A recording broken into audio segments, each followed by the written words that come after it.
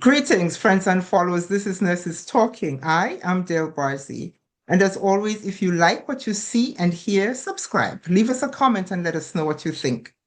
So here on Nurses Talking, we speak to nurses anywhere in the world and at any stage in their nursing journey.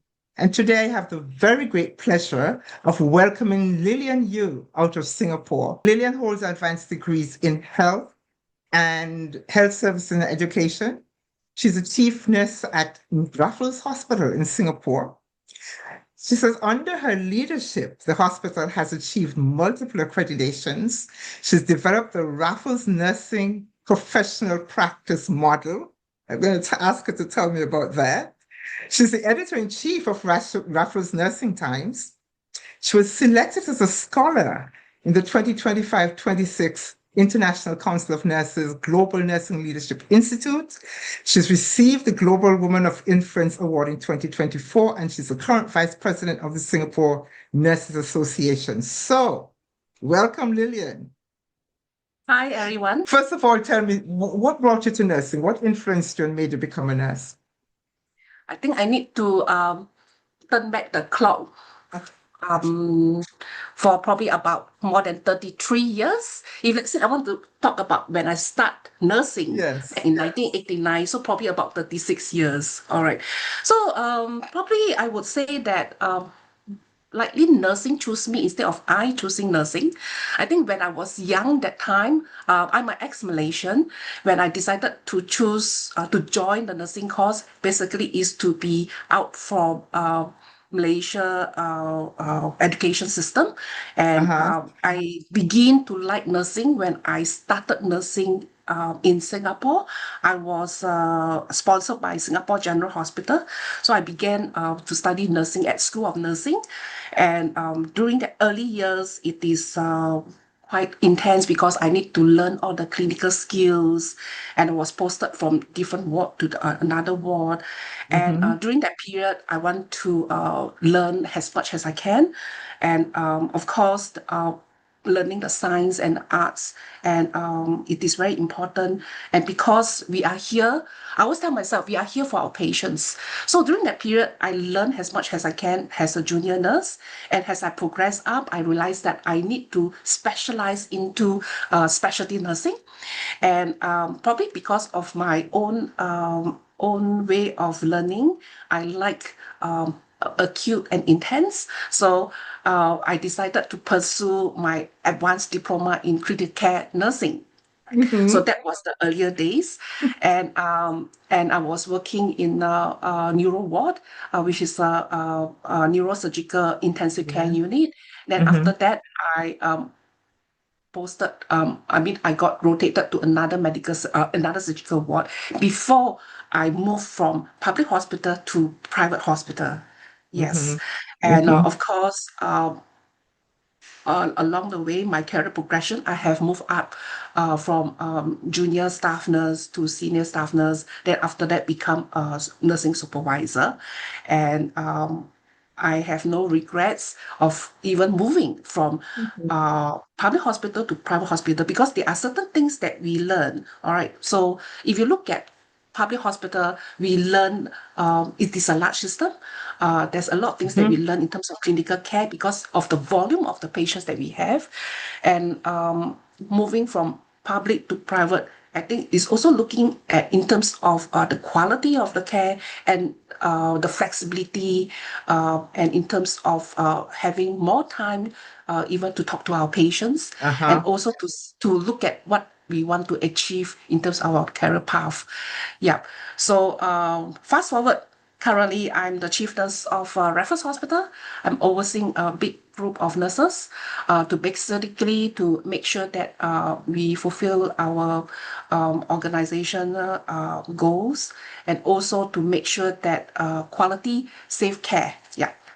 That's quite a journey in your 33 years.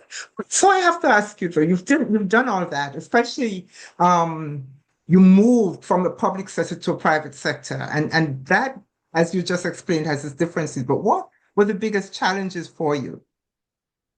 I think in talking about the big challenges is, I think moving from public to private hospital, I had to open up my mindset and thinking about the cost, Mhm. especially the items that we use on the patient. We must make Yeah. sure that we use the correct items, the correct number of the items, and we do not anyhow charge our patient. I think Mhm. because we had to put ourselves into patient's shoes, whereby whatever whatever the things that we use, especially nurses, we have to be more conscious. And because we are here for our patients, we had to make sure that they still get their best care, but we also had to Mhm. make sure that we are working within Yeah. the cost that is Your required. financial framework, yes. Yes, yes. Yeah. Yeah. Of course, the other part in public hospitals, I mean, if talking about that, they will have a lot of resources for them to help them. And also talking about they will have much more let's say talking about technologies, they will be probably more advanced. As for private healthcare, we have to look at our priorities. Not say that we are not doing it, but we are still doing it. But we have to prioritize which is more important. Yeah. Mhm. So and looking at private practice, of course, service quality is very very important. We have to make sure that every patients that we have, they have they have their personalized care for them. Yeah. Yeah. So you have to be a little bit more innovative in that setting. Correct. You have to be Yeah. more innovative. Yeah. Yeah. So you are overseeing a large group of nurses. It's quite a large hospital, as I can see. Um, what as the chief nurse, what would you say is one of the most effective ways to maintain morale and cohesion and maybe professionalism about this large group of people that you oversee? Okay, so let me thinking aloud, right? Leading a large team is never just talk about policies, right? Basically, it is about people, okay? Mhm. And the culture that we have in the hospital and organization.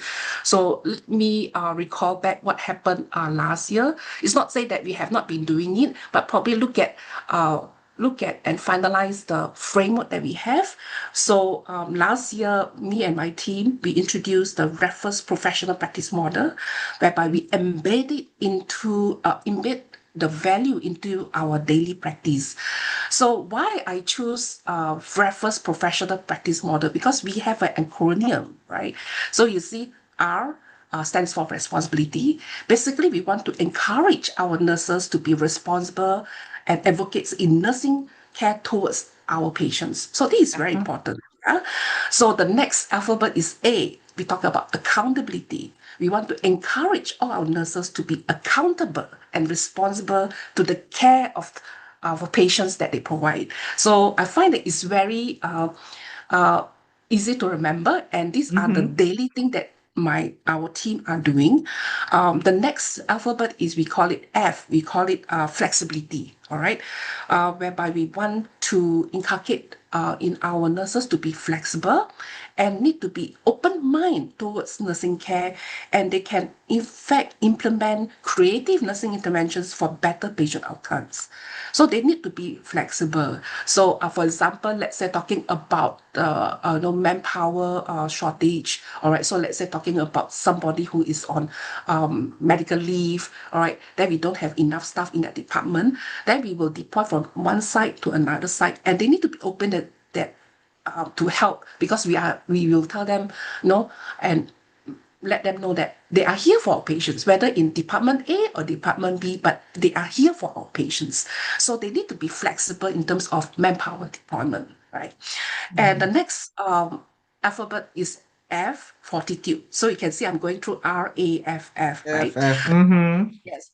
Whereby we want to build a good fortress of nursing workforce in our community and inculcate the sense of assertive drive to lead a good patient care. Right. And the next one, of course, leadership, L, right? We want to promote nursing leadership in our nurses to drive and lead. So leadership is not equivalent to authority, right? So even junior nurses, all right, they will have the opportunity to lead certain project, right? So we will encourage them to look at the problems that are happening on the ground and to see what they can do to improve patient care. So we will promote nursing leadership from bottom up. Okay. Next one is talking about letter E, empowerment. We want to empower our nurses with a voice and assertiveness to help improve patient outcomes and promote their own well-being. So this is very, very important because we want them to be empowered. Not necessarily everything you know, the supervisors to tell you, you need to do this, but they are empowered to do certain things, and as long they improve patient outcomes, right?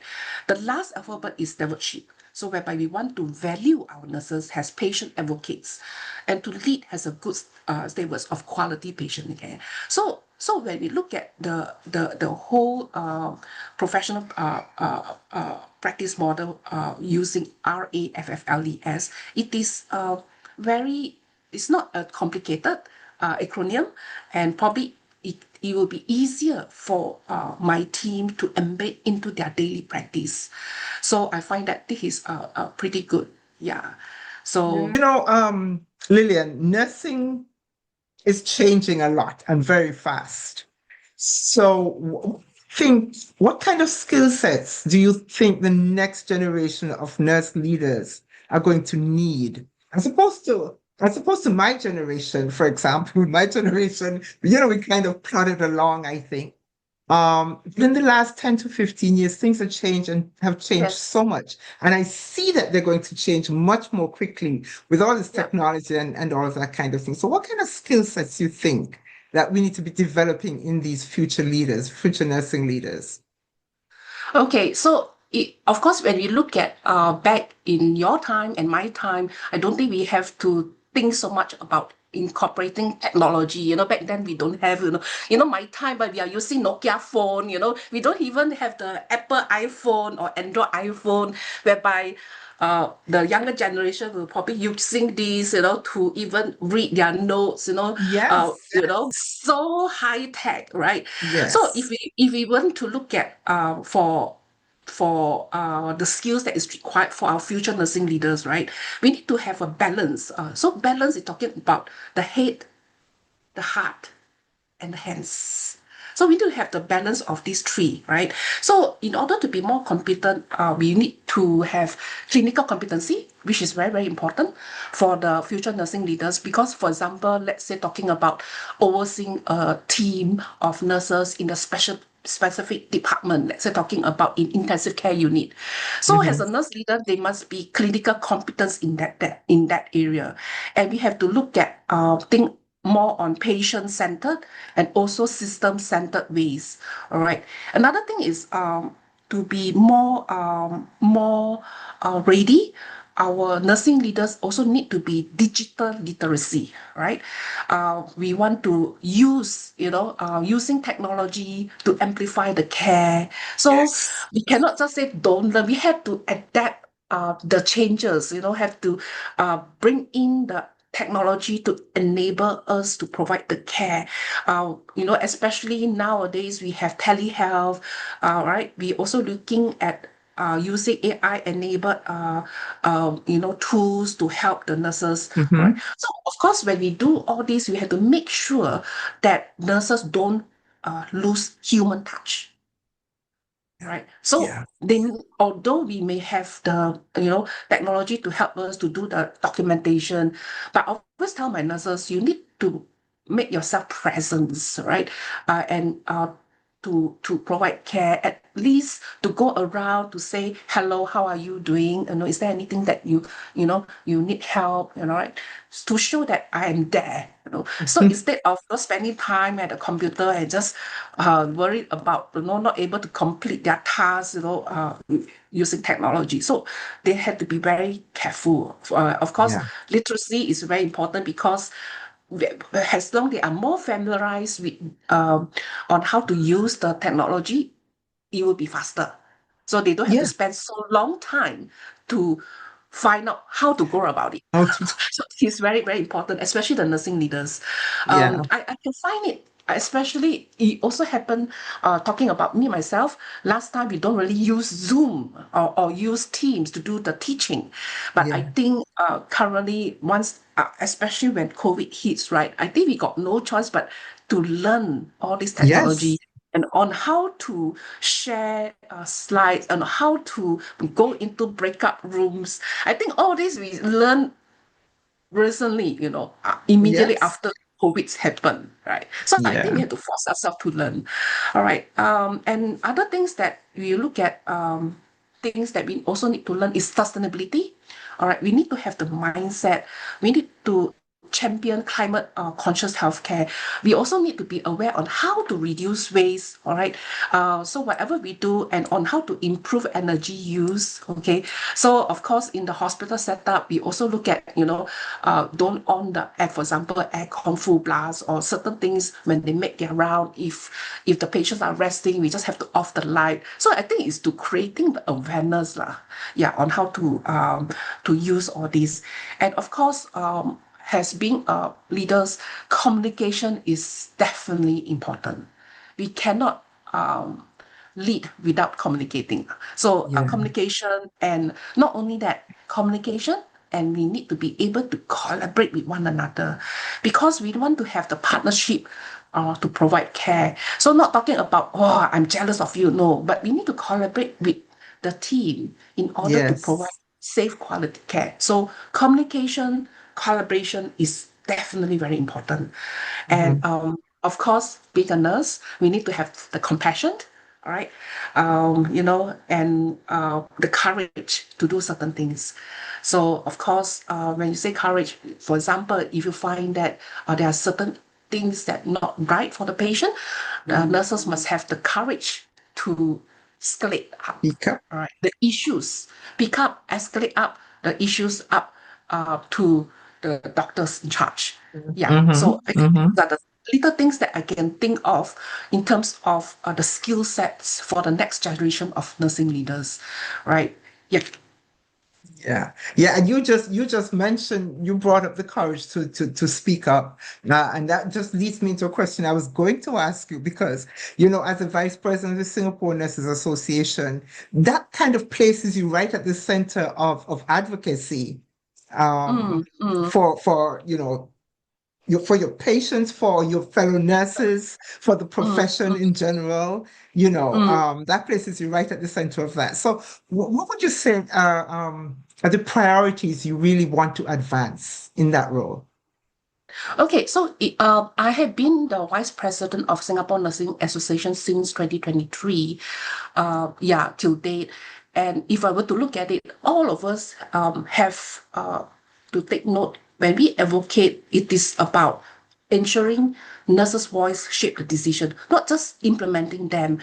And I think this is also quite in line with our Singapore Nurses Association vision and mission. So if you look at the mission for our Singapore Nurses Association basically is to raise the profile of nursing in Singapore, whereby we want to facilitate and support the contributions of nurses to improve and enhance the health of the population. So Mhm. whereby we do have quite a number of priorities set. Of course, one of the priorities is also look at in terms of uh, uh, having all the chapters to coordinate or conduct workshops or education Mm. to all the nurses.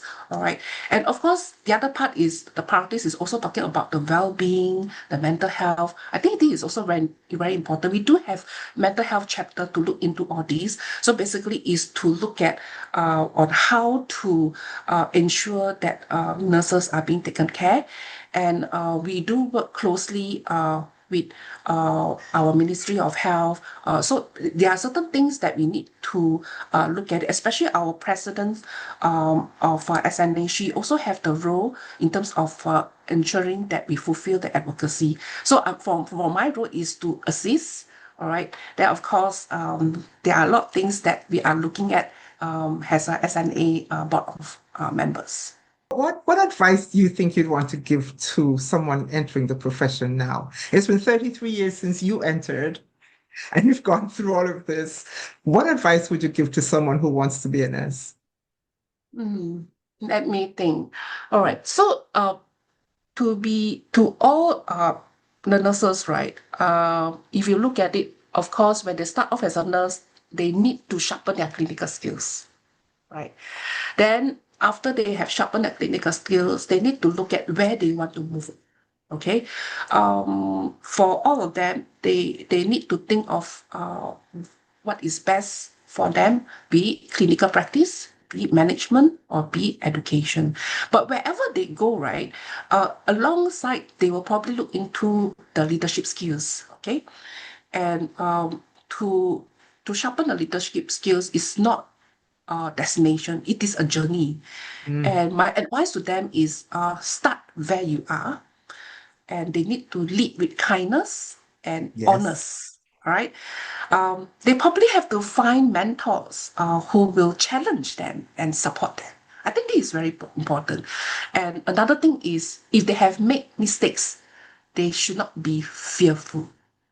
All right. So sometimes mistakes do happen, but they can learn from mistakes and to see how to avoid similar mistakes from happening again. And of course, they need to take responsibility of their own career path, and they need to know that they need to have the courage, all right, to take on the responsibilities, and it will grow with practice. So I Hmm. think that is Hmm. my advice to share with the younger generation. Yeah. Yeah, yes. Very good advice, very good advice. And you always have to stay curious because, this is a constantly evolving thing. Yeah, indeed, indeed, So, indeed. so my last question to you, Lillian, is we talk a lot these days, we're talking a lot here about things like burnout and self-care and all of that. So I'm asking, what does self-care mean to you? And what do you do to care for you? To care for myself, I think probably if I were to look at it right, self-care is not selfish. All right. So we need to spend time. And if you to look at it, we probably not say that we want to be selfish. All right. It is essential. Okay. Right. And of course, going back during the pandemic and where we spend a lot of time in the hospital, but when we come back, we also need to make sure that we take care of ourselves. I always tell my nurses, if we don't take care of ourselves, how are we going to take care of patients? Right. So for me, self-care means whatever I do on a daily basis, I will go back and reflect. All right. Reflect what I have done today. And is there anything that I can change? Or is there anything that I can continue doing? Right. What best? And rest and renewal. So every year I will tell myself I need to find some time to be away from Singapore. All right. To Mhm. to travel around the world. It can be Hmm. close place or far away, but at least out of Singapore, to enjoy Hmm. the scenery, and I like to travel around and also to meet people, and Hmm. also little things, for example, finding joy in small little moments. Okay, trying to find Yes. time, spend time with her family, and also spend time with my close friends. Sometimes it's just have a chat over coffee or dinner. All right. So yeah, yeah. Of course, Yeah. if you're talking about the self-care, of course, I also try to spend some time to have a walk, or a brisk walk over the weekend. Yeah. Hmm. Hmm. Hmm. So important. And I think that, so for example, when I became a nurse, no one taught, the whole focus was taking care of others. Mm. The including taking care of me was not in the curriculum anywhere. No one ever mentioned it, and I think that in retrospect, I suspect that if I had said, "Well, I need to take care of myself," someone would have looked at me like, "What are you talking about?" And so I'm glad we have evolved into recognizing that we cannot possibly adequately take care of people without taking care of ourselves. So thank you so much So for that. yeah, so that's why I was telling my team, I say, in order for us to take good care of a patient, we also need to take good care of our own self. If we fall sick, how are we going to be present to take care of patients, right?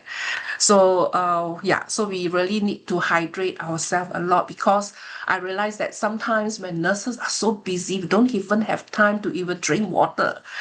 I So we need know. to, yeah. So coming back to basic needs, we have to make sure that we have enough water, drink lots of water, right? So no matter how busy it is the situation, we at least try our best to have even take our time off, to have a quick bite, Yeah. yeah.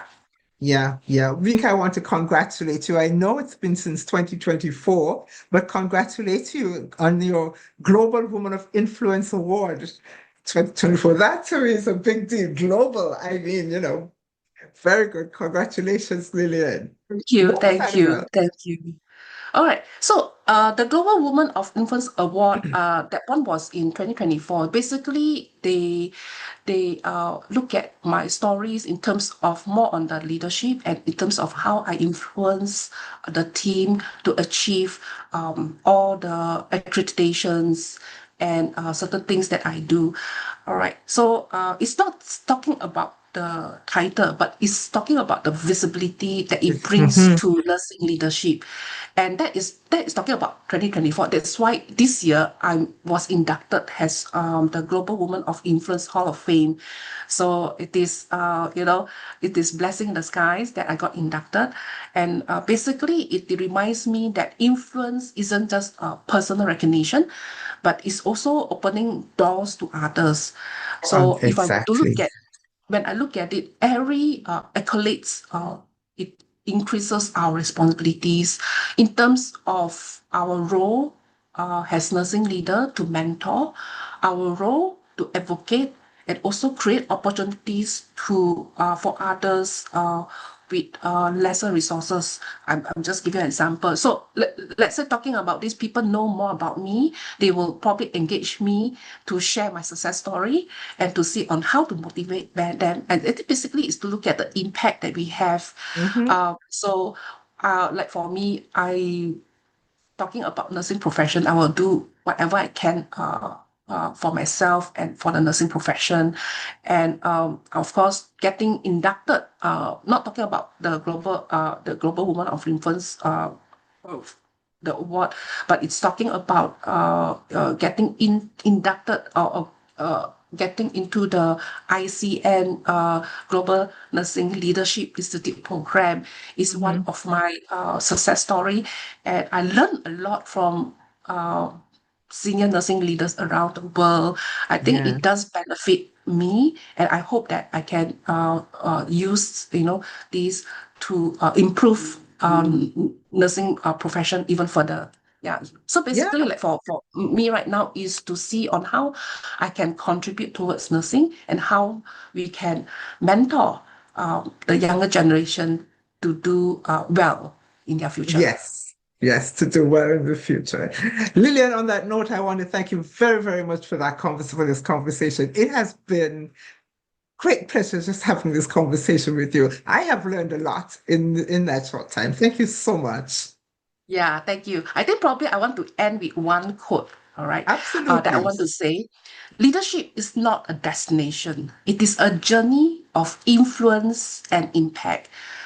Start where you are, lead with heart, and let your passion create change.